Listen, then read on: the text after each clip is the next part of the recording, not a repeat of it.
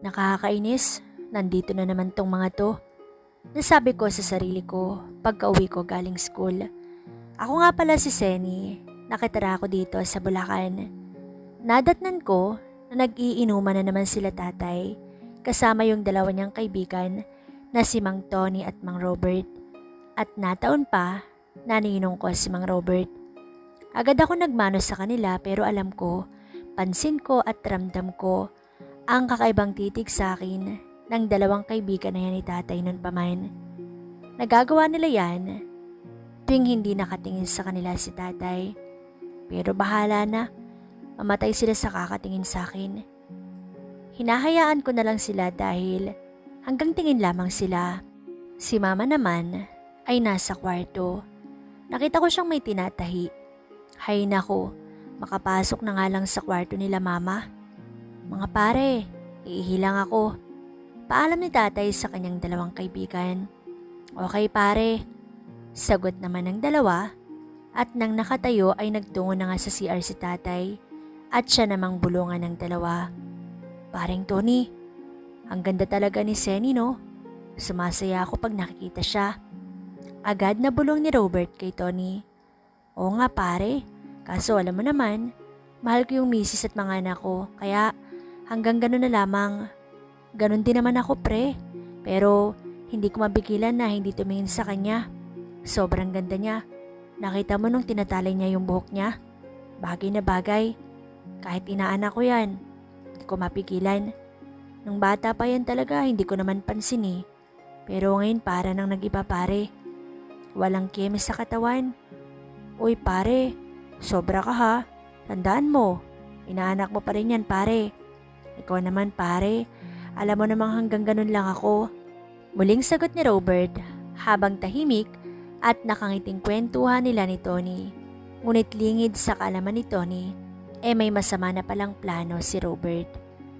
10 oras ng gabi, papauwi na ako galing eskwela. Sobrang haggard, stress, pagod. Dahil sa paggawa namin ng project ni Joy at saka ni Che para sa school. Tanda ko, mag-aalauna ng madaling araw. Ang alam ng aking nanay at tatay ay kila Che na ako matutulog. Pero sa katangahan, hindi ako nakapagbaon ng gamit at uniforme para sa pasok ko sa kinabukasan. Hinatid ako ni Che kasama ang kanyang kuya Jaron sa sakayan ng tricycle. Si Jaron na manliligaw ko. Tiwala ko sa aming lugar kahit na ako'y madisoras. Gawa ng kilala ang aming pamilya sa baryo. Sige na Che, okay na ako dito. Sure ka ha? Ayaw mo ba talagang ihatid ka namin ni kuya sa inyo? Oo nga naman Loves, baka mapano ka. Che, Loves ka dyan. Okay na ako dito. Kilala naman ako ng mga nagtatricycle dito eh. Huwag kayong mag-alala guys. Sagot ko sa dalawa. Basta, text ka kaagad sa akin Loves pag nakauwi ka na ha. Habang hinahawakan ni Jaron ang aking kamay. Che, at agad na palo ko sa kamay ni Jaron na humahawak sa kamay ko. Oo na Loves, magte-text ka agad ako. Pabirong sagot ko naman. Nagpaalam na ako. Si Jaron ay aak mga halik pa sa akin pero tinula ko siya. Dumiretso na ako sa terminal ng tricycle at yung dalawa naman ay naglakad na rin pauwi. Sa malayong direksyon, tanaw ko ang nag-iisang nakapila dito. Nang medyo papalapit na ako, ay naaaninagan ko ang isang pamilyar na lalaki. At hindi nga ako nagkamali, si Ninong Robert ang nakapila. Sa dinami-rami ng pwedeng matsyempuhan ko na driver, bakit siya pa? Pero wala na akong nagawa. Titig na titig sa akin pero nagmano pa rin ako sa kanya. Ginagabi ka ata, Senia. San ka galing? Doon po sa bahay ng kaklase ko. Gumawa po kami ng project. Ganun ba? Sino naman yung lalaking humaharot sa'yo kanina? Tsaka, hahalikan ka pa ata. Boyfriend mo ba yon? Ninong naman, kuya yon ng classmate ko, hindi ko po yun boyfriend. Bakit hahalikan ka? Sa pag-uusap namin yon, ay hindi ako nakaimik. Hindi ko alam kung anong paliwanag ang sasabihin ko. Ang tanging gusto ko lang ay makauwi na at ayoko din malaman ni tatay at nanay yon dahil mawawalan sila ng tiwala sa akin. Sumakay na ako sa tricycle at agad naman itong pinaandar ni Ninong at dito na nagsimula ang hindi ko malilimutan sa aking buhay. Ninong, saan tayo pupunta? Tanong ko habang patuloy at walang imik si Ninong sa pagmamaneho ng mabilis. Madilim, tanging ilaw lamang ng kanyang tricycle ang nakikita ko sa aming dinadaanan. Kasama na din ang makakapal na talahib. Iniliko niyang tricycle doon sa isang daanan kung saan kilala sa aming lugar na walang nakatira at sobrang dilim. Ninong, saan po ba tayo pupunta? Halos kabado at papatulo na ang aking luha nang biglang inihinto ni Ninong ang tricycle. Huni na mga insekto lamang ang tangi rinig ko sa buong paligid. Bumaba si Ninong sa tricycle at pumasok sa loob at ang tanging lumabas na salita sa kanyang bibig ay, "Huwag ka nang pumalag." Nasyak ako. Tumulo na ang aking luha pero hindi na ako nangahas na lumaban at ang tanging katahimikan ko na lamang ang ganti ko sa mga oras na yon. "Wakan mo!" utos niya sa akin. "Magayos ka na." Nagayos naman kagad ako ng aking sarili. Ganon din si Ninong. Lumabas siya ng tricycle upang mag-ayos. Nang ako'y nakapagayos na, ay agad akong inihatid ni Ninong. "Seni, tatandaan mo ha." Muling pagbabanta nito at bumaba na ako ng tricycle at pumasok sa loob ng bahay. Si nanay ang nagbukas sa akin ng pinto. "O anak, gabi na. Hindi ka nagsasabi uuwi ka pala. Delikado sa daan. Hindi ka man lang nagpasabi o nag-text na uwi ka. Sana pinasundo kita sa tatay mo." Hindi ako makakibo sa sermon ni mama. Tanging lumulutang sa isip ko ay ang pangyayari kanina. "Sige, pumasok ka na sa kwarto mo at maligo ka. Mukha kang madungis at pagod na pagod. Sino palang naghatid sa'yo?" "Si Ninong Robert po." Pumasok agad ako sa kwarto. Napapatulala at nai-imagine lahat ng nangyari. Gusto ko maligo at dumiretso ko sa banyo. Agad akong nagtungo sa salamin at pinakatitigan ng aking sarili. Kadiri talaga. Sa sobrang inis ay agad na akong naligo. Nagbuhos, nagsabon at hinilod ang buo kong katawan. Pagkatapos ay agad ko rin nilabhan ang aking suot na puro mantsa. Nang gabing yun ay hindi ako makatulog. Naiisip ko lahat ng nangyari. Kinabukasan, ako'y may pasok na. Pansin ng lahat na ako'y nakatulala. Natapos ang buong klase namin na ganun lamang ako. Tanging nasa isip at gusto kong mangyari ay umuwi na at dumating ang oras na yon. Pagdating ko sa bahay, bumungad na naman sa akin ang buwisit na si Robert. Kainuman ng aking tatay. Wala akong magawa, ngunit sa takot ko ay dumiretso pa rin ako kay Ninong para magmano. Ayoko mapansin na may iba sa akin lalo na sa pakikitungo ko kay Ninong dahil baka tudasin niya ako. Agad akong dumiretso sa kwarto at hindi lumabas. Asar na asar sa nakangiting umiinom na buwisit kong Ninong na nakatingin sa akin. Na-imagine ko talaga. At ilang saglit pa ay biglang tumunog ang aking cellphone. May notification ng isang mensahe nang ito'y buksan ko. Nanlaki ang aking mga mata. Ang Ninong ko ang nag-text. "Hi, ang ganda-ganda mo talaga, Seni." Hindi ako sumagot sa bawat text niya hanggang sa, siya nga pala, Seni. Hindi pala alam ni tatay at nanay mo yung tungkol dun sa lalaking humahalik sa'yo. Baka siguro kailangan nilang malaman." Agad akong nag-reply. Tinanong ko kung ano ba yung kailangan niya. At ang tanging sagot niya ay gusto niya makipagkita sa akin mamayang gabi. Naguguluhan ako. Paano niya nalaman yung number ko? Nakakainis talaga. Kahit sa phone, hindi niya ako tantanan. Pinatay ko yung cellphone ko. Ayokong mabasa ang mga tinitext niya. Mag-aalauna na ng gabi, gising pa rin ako. Lumabas ako ng kwarto para umihi at uminom na din ng tubig. At pansin ko din naman nawala na si Ninong. Nadatnan ko si nanay na nagliligpit. Si tatay naman ay papasok na sa kanilang kwarto nang magsalita ako. Nay, tay, paano nalaman ni Ninong yung number ko? Binigay ko anak. Hinihingi daw ni Kuya Jerome dahil may itatanong daw. Agad na sagot ni tatay sa akin at pumasok na ako sa banyo. Alam kong hindi totoong hinihingi ni Kuya Jerome yun na panganay na anak ni Ninong. Kakainis talaga. Pagkatapos ko makapag-CR at makainom ng tubig, ay agad na din akong pumasok sa kwarto. Hindi ko na muling binuksan ang cellphone ko ng gabing yon. Kinabukasan, nang ako'y papasok na sa eskwela, iniisip ko kung bubuksan at dadalhin ko ba ang aking cellphone. Naisip ko na baka biglang mag-text sa akin si Che at Joy, kaya't minabuti ko na dalhin na lamang ito. Kakasakay ko pa lamang sa jeep nang tumunog ang aking cellphone. Pagtingin ko, si Ninong ay tumatawag. Sa pagkabigla, ay minadali ko ang pagpatay sa aking cellphone. Bitbit ko ang pangambang nararamdaman ko hanggang sa eskwelahan.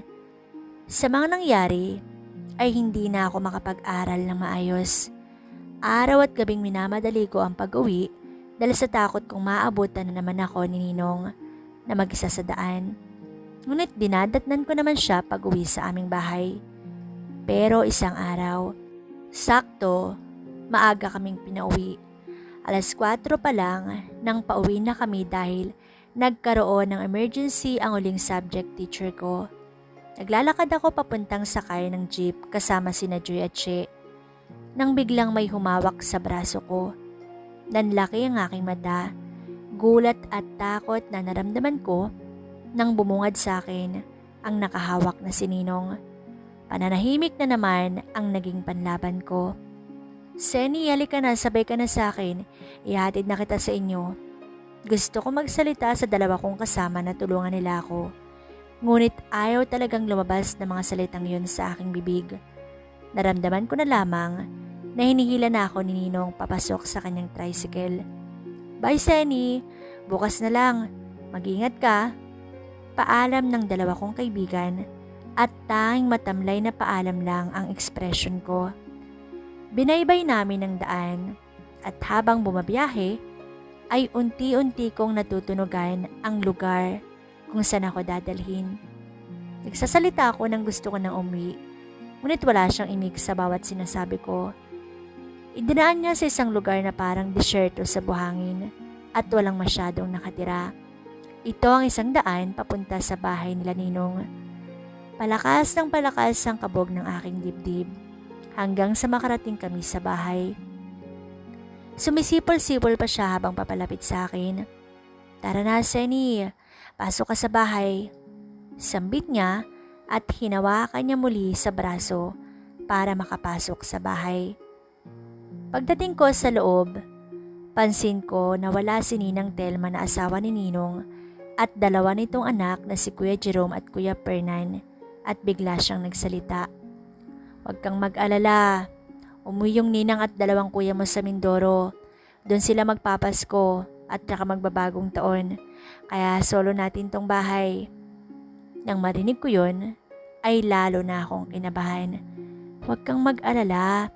Basta sundin mo lang yung gusto ko. At dahan-dahan siyang nagpunta sa akin. Agad niyang napansin ang mga luha sa aking mata. Huwag ka nang umiyak. Habang pinupunasan niya ang luha sa aking mata. Dapat sa'yo, pinapaligaya, hindi pinapaiyak. Alam ko kahit hindi ako nakatingin sa kanya, ay alam ko na titig siya sa akin. Pag-aaral, pagmamahal sa magulang at buong pamilya, panonood ng TV, pakikipagkwentuhan, pakikipag-text o chat sa kaibigan, gala kung saang-saang mall at lugar, kinikilig sa tuwing makikita si Daniel Padilla at James Reid. Crush sa schoolmate at kaklase, pakipag-asaran. Yan lang ang mga bagay na alam ko bago ako iminulat ni Ninong sa ganitong bagay. Siguro, huli na ang lahat. Nakuha na niya ng isang beses at ngayon ay nauulit na naman. Halos hindi ako makapaniwala. Ninong ko siya, pinagkatiwalaan ko siya, Kaibigan siya ng tatay ko pero bakit payag ako? Pangit, maitim, lasinggero at amoy alak. Malaki ang tiyan, walang patama sa mga manliligaw ko. Walang-wala sa gusto ko sa isang lalaki. Natapos ang hapon at gabing yon, ay hinatid akong muli ni Ninong sa bahay. Agad ako nagmano sa aking nanay at tatay. Niyaya akong kumain, kinamusta ang aking pag-aaral at dumiretso sa aking kwarto, nagpahinga at naligo. Gabi na ngunit hindi ako makatulog. Napaisip na naman sa mga nangyari kanina. Pero bakit ganun? Sa pagkakataong kasing ito ay para akong nandidiri sa sarili ko. Wisit talaga. Sana mawala na lang siya. Kinabukasan, muli ko na namang bitbit sa eskwelahan ang bigat sa aking loob. Palagi na lang bang ganito? Hindi ko na alam yung gagawin ko pero ayoko na. Malito at ang pinakamalaking mali dito ay ang ginawa niya sa akin. Ilang araw ang lumipas, hindi nagparamdam si Ninong, ngunit kinakamusta pa rin niya ako sa text pero ni isang beses hindi ko siya nireplyan. Hindi na muling naulit ang bigla-bigla niyang pagsundo sa akin. Napawi muli ng pag-aaral at pagpapasaya sa akin ng mga kaibigan ko ang araw-araw kong pagiging balisa. Ngayon, nangyari sa akin to, ay naging conscious na ako sa sarili. Dati wala naman akong pakialam kung anong suot ko at kung ano pa man yung nakikita sa akin. Pero simula nung nangyari yon, ay sobrang naging careful na ako but confident. Ilang gabi rin ang lumipas na minsan napatulala ako habang ako'y nakahiga sa aking kama.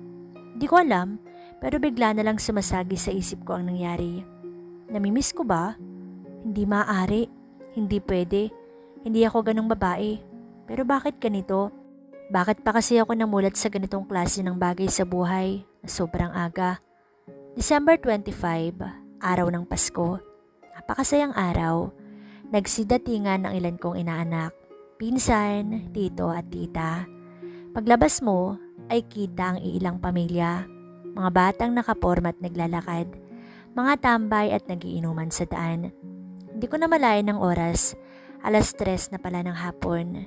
Busy sa pagtulong kay nanay sa pag-aasikaso sa pagdating ng ilang bisita at ang nangyari na nga ang aking inaasahan na darating si Ninong. Merry Christmas pare! Merry Christmas din! Batin Ninong sa aking magulang habang nakatayo ito sa aming pintuan. O pare, akala ko hindi ka na darating eh. Kanina ka pa hinihintay ng alak natin. Namang anyaya ng aking tatay. O anak, mag-bless ka sa ninong mo. Hindi na sana ako magmamano pero eto ang sita ng aking nanay. Dahan-dahan akong lumapit at inabot ang kamay ni Ninong. Kunot-no kong sinalubong ng tingin ang kanya mga mata pero kakaibang tingin ang isinukli niya sa akin. Ang ganda-ganda talaga ng inaanak ko. Dalagang-dalaga ka na, Seni. Huwag ka munang magbo-boyfriend at magtapos ka muna ng pag-aaral. Usapan namin ng tatay mo na gugulpihin namin kung sino mang makikita namin na boyfriend mo. Simangot pa rin ang aking reaksyon. May dinukot naman si Ninong sa kanyang bulsa at agad na inabot ang isang sobre sa akin. O ayan, Seni, pamasko ko sa'yo. Merry Christmas. At agad na nagtungo si Ninong sa lamesa kung saan nakaayos na ang kanilang inuming alak at pulutan.